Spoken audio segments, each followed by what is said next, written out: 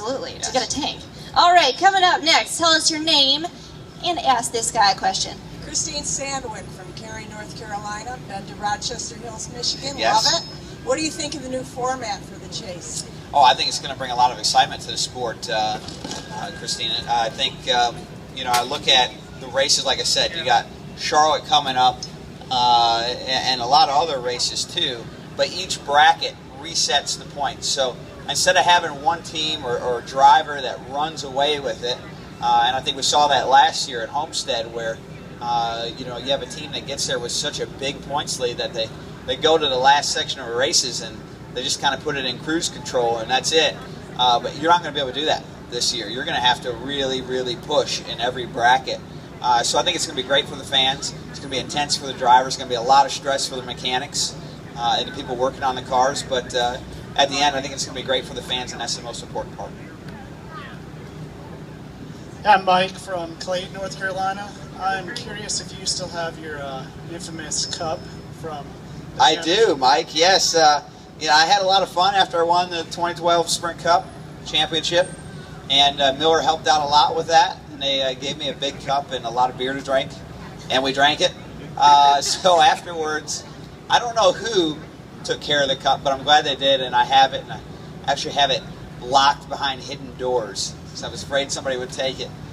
So yeah, I have it. It's in a secret location. I'm Kathleen Monsco. I'm from Apex, North Carolina. My question is, who do you think is going to be your biggest challenge in the chase?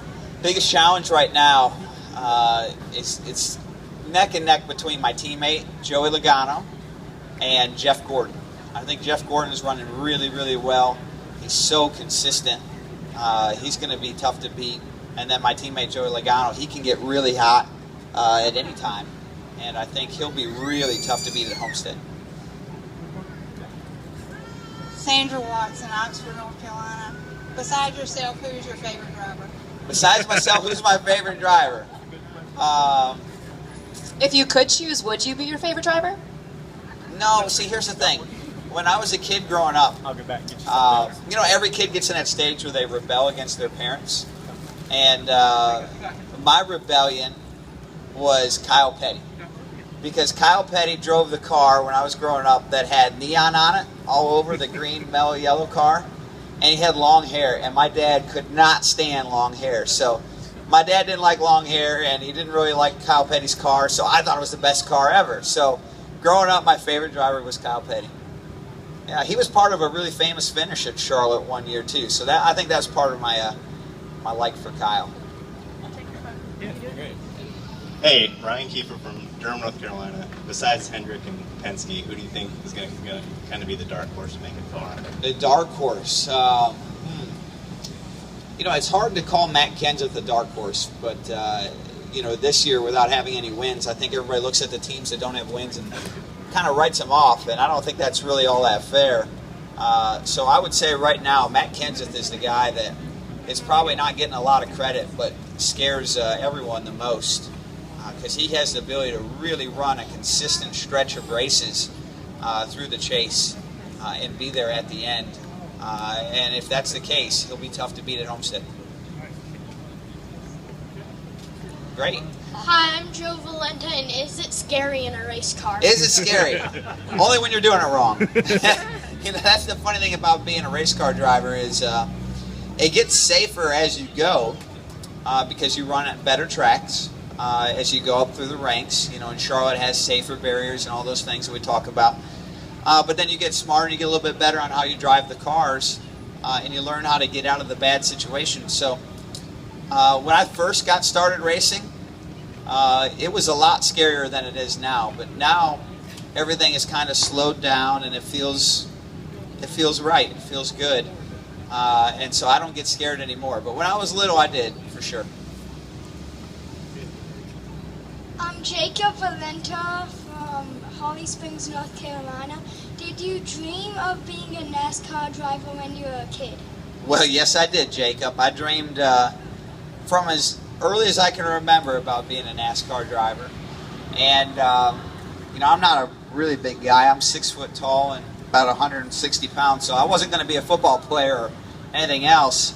So I guess I probably dreamed the right thing, which is one of the things I love about racing is there is no size to be a race car driver. You know, if you watch an NFL game, you have to be a certain size to play any position in the NFL.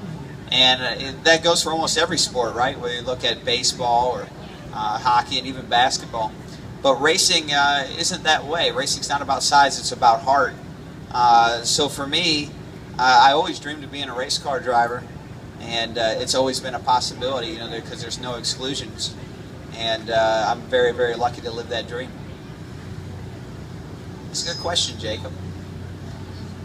Robert Hyde from STEM, North Carolina. What do you think about racing with Dana Patrick? What do I think? Well, I like racing with Danica when she's behind me. But that's how I feel about every driver, though. So, you know, as far as I'm concerned, once you get in the car, like I said, everybody's equal. You know, whether you're a guy or girl, whether you're 5 foot tall or 6'5", it's a great equalizer, and that's what I love about racing. So, for me, it's you know, I don't view Danica as a girl. I view her as another race car driver that I got to beat. We good? Yep.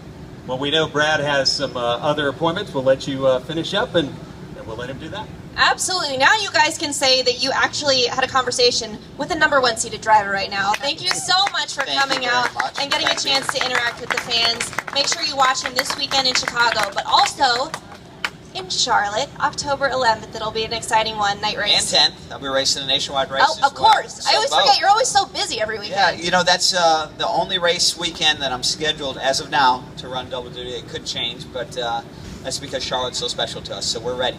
Hope to see you guys there. Yeah, with everybody behind me, you're right. Thank you, Robert. Thank you, everybody. Thanks for being here, guys. Thank you, Brad.